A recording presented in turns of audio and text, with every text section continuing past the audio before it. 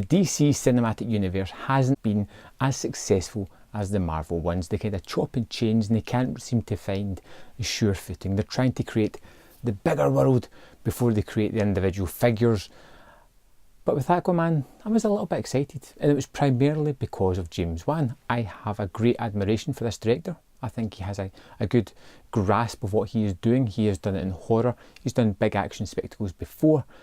And with somebody like that at the helm, it gives you a little bit of confidence. And of course, a lot of the work was already done with some fantastic casting of Jason Momoa. Now, the story is a kind of origin story. We have Aquaman, who already has his powers. He's a little bit disgruntled with this homeland that he's never actually seen.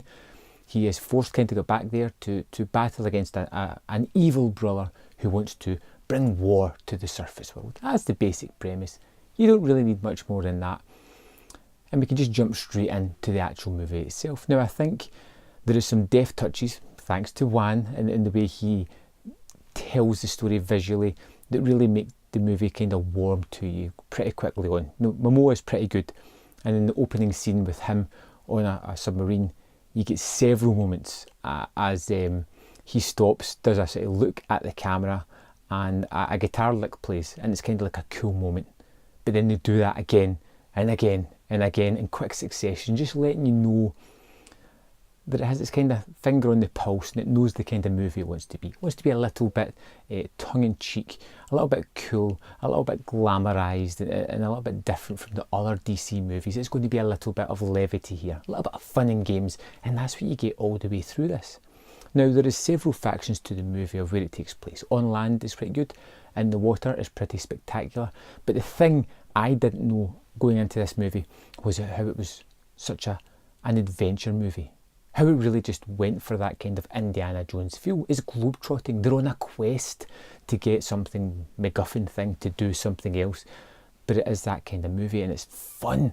The way it jumps to the different locations all over the world, the way it builds the relationship between Aquaman and Mera, and really creates two characters along the way, and a relationship that you buy into and really enjoy.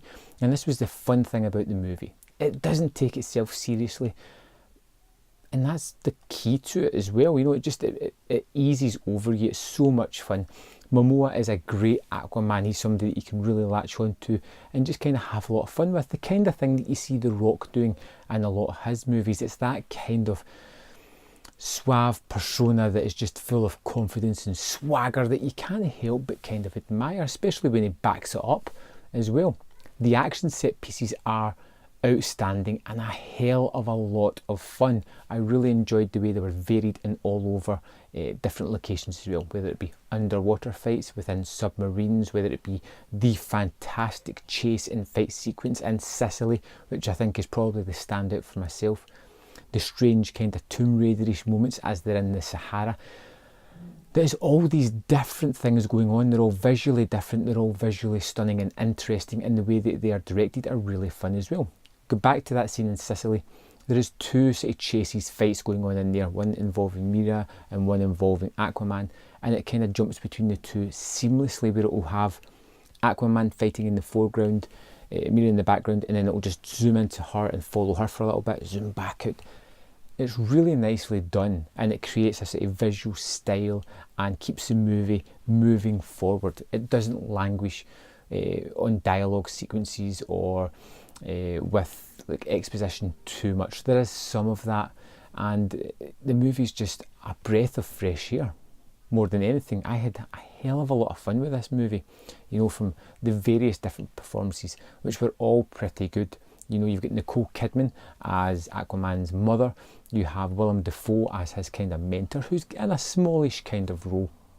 We get a kind of secondary baddie throughout the movie as well, in the form of Black Manta, who is really interesting because they give the character a good bit of a story, and you could quite easily see the movie switching to his persona and following him, and how Aquaman kind of ruined his life and did things, and it's a nice little touch to it, and it becomes a good secondary baddie, and someone that I look forward to seeing in future movies doing other kind of things, battles against Aquaman. It was particularly fun. The main baddie is King Orm, or Orb, or something like that. I forget the names, you know, these things, but it's played by Patrick Wilson, James Wan regular, who is particularly seen stealing as this notoriously bad, super evil bad guy, the kind of mean villain that you just know right from the off is just wrong. And he does terrific work with that, as you would expect. But the key standout for me was the visual world that's created here. The colours are so vivid, the change between the dilapidated old Atlantis that lies ruined beneath the feet of this really colourful metropolis that is there in the water, the strange and unique designs of the creatures are all fantastic and wonderful to see. Aquaman for me was a real pleasure, a lot of fun, and it did have, I'd say, maybe one or two faults. Nothing major that I want to go into. The ending was a little bit dragged out, a little bit muddled, but I'm really picking at things here. I just thought Aquaman was a terrifically fun movie and something that I would highly recommend. It's probably been the one that I've been most pleased with in the DC cinematic universe walking out of the cinema at. You know, it's the one that I felt I had the best time at, and it's the one that I'm wholeheartedly going to go, yes, it's really fun, you should check it out. In fact, I think I may go back and check it out again because it's just darn entertaining. And what more do you want from a blockbuster movie like this? I would love to know what you guys thought of Aquaman, so let me know in the comment box below, and I'll see you next time on Man vs. Film.